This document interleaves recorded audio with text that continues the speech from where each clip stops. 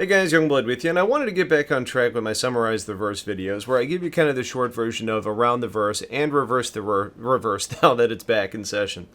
Now, this week's ATV was primarily a discussion with Tony Zurovec, along with some other members of the design team, discussing 3.0 and updates for future patches. Now, they talked a bit about the changes from releases based on content milestones to the updated now quarterly release updates, which now means that blockers to systems are less likely to cause delays and allows for more reliable release schedules. And with that in mind, 3.1 was already in the works, but as we learned on the schedule report, we're not really expecting any new gameplay types in the next patch. But they're really going to be working on more getting network changes and performance updates along with other systems in for that build, all back-end things that are ideally going to be having a positive impact on server and client frame rates, which is a very good thing.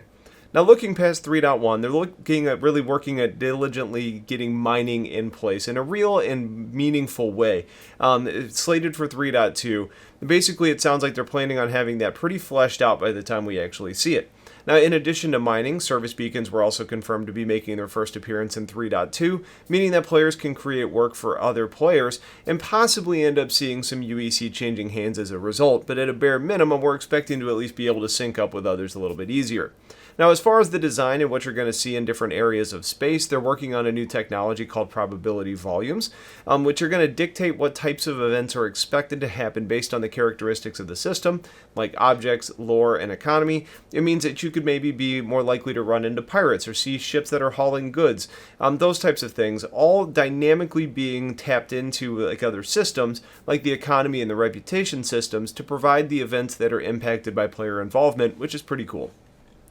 Now, Reverse the Verse was primarily an update with Aaron Roberts, and the conversation in most of the video really started about getting up to 3.0 and how they ended up getting there, decisions that were made and those sorts of things, building up to the live build. Now, as far as things that they're doing to improve going forward with gameplay, they talked about improvements to combat and flight, as well as the improvements to the HUD, doing work to the economy to address some balance and working to kind of level out some things that may be considered to be exploits, which hopefully includes actually increasing missions and payouts that are associated with those. They want to work on getting interdiction improved, including giving the player the service beacon to request help in an initial version, which should at least provide a nav point so people can come and help you wherever you're at, whether that be in space or potentially on a like a moon surface, for example, if you like run out of fuel. Now, space combat improvements are slated to include changes to the way that AI characters fly, trying to make them a little bit more realistic, as well as how they handle atmospheric combat, with the first changes coming in 3.1, but that's going to be kind of slated as a continuous improvement, as they're always going to be tweaking that as they move forward, trying to strike the right balance.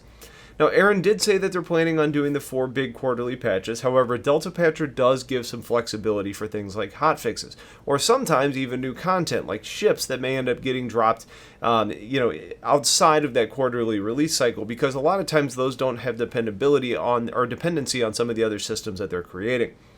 Blind quantum jumping was brought up as a feature that was removed in 3.0, and basically somebody was asking if that's something that's going to be coming back, to which Aaron didn't really have an answer to, which was kind of surprising.